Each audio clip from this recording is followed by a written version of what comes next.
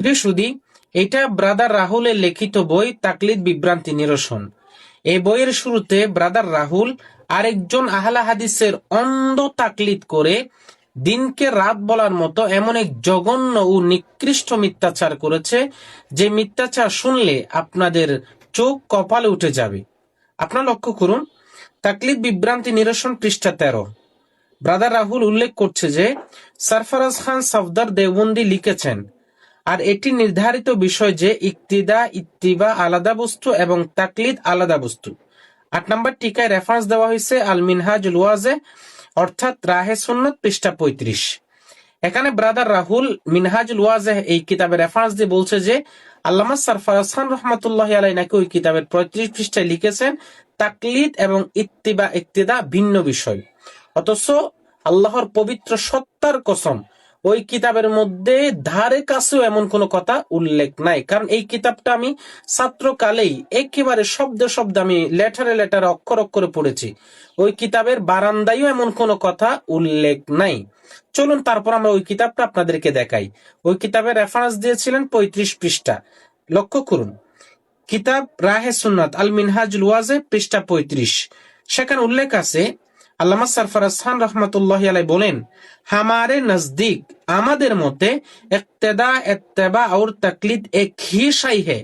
আমাদের মতে ইক্তেদা ইত্তেবা তাকলিদ হচ্ছে একই জিনিস, একই বিষয়, ভিন্ন না। গैर मुकल्लिदीन के हाँ इक्तेदा व इत्तिबा और चीज है और तकलीद और है। হ্যাঁ, গैर মুকাল্লিদিনদের মতে ইক্তেদা ইত্তেবা এবং তাকলিদ ভিন্ন বিষয়। দেখেন, যে 35 পৃষ্ঠার রেফারেন্স দিয়েছে ব্রাদার রাহুল, সে 35 পৃষ্ঠার মধ্যে সরফরাজ খান বলছেন যে আমাদের মতে ইত্তেবা তাকলিদ এক হি শাই হে, একই জিনিস।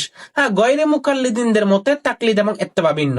তো এখানে সরফরাজ খান রহমাতুল্লাহি আলাইহি কই বললেন যে ইত্তেবা তাকলিদ ভিন্ন বিষয়? এটা কই বলেছেন? এত জঘন্য মিথ্যাচার, তাও বইয়ের শুরুতে দিনকে রাত বলার মতো এত জঘন্য মিথ্যাচার বলেছেন তিনি, যে আমাদের মতো এক, আহলে হাদিসের মতো ভিন্ন। আর এখানে বলা হয়েছে, এখানে মিথ্যাচার করে উল্লেখ করেছে যে তিনি নাকি বলেছেন তাকলিদ আর ইত্তেবা ভিন্ন জিনিস। আসলে এখানে ব্রাদার রাহুলের দোষ নাই। ব্রাদার রাহুল আরেকজন আলেমের অন্ধ তাকলিদ করেছে। কোন আলেমের? সে কে, কোন আলেম? লক্ষ্য করুন, দিন মে তাকলিদ কা মাসালা, পৃষ্ঠা নাম্বার 14। আহলে হাদিসের একজন বড় আলেম আছেন জুবাইর আলী জাই। সে জুবাইর আলী জাই लिखे जे सरफराज खान सफदर देवबंदी लिखते हैं, और ये तयशुदा बात है कि इक्तदा और इत्तिबा, इक्तदा व इत्तिबा और चीज है और तकलीद और चीज है। रेफारेंस दिसे अल मिनहाजुल वाज़े यानी राहे सुन्नत, পৃষ্ঠা 35। অর্থাৎ সরফরাজ খান রহমাতুল্লাহি আলাইহি নাকি বলেছেন যে এটা একেবারে নির্ধারিত বিষয়, ইক্তবা তাকলিদ এটা হচ্ছে ভিন্ন বিষয়। এখানে তাহলে সর্বপ্রথম সরফরাজ খানের নামে মিথ্যাচার করেছে জুবাইর আলী জাই। এই জুবাইর আলী জাইয়ের এই মিথ্যাচারটা হুবহু, মানে আপনারা বাংলা আর এটা মিলিয়ে দেখেন, হুবহু, এখানে একটা অক্ষর পর্যন্ত মানে এদিক ওদিক নাই, হুবহু একেবারে টোটালি কমপ্লিটলি কপি করেছে ব্রাদার রাহুল।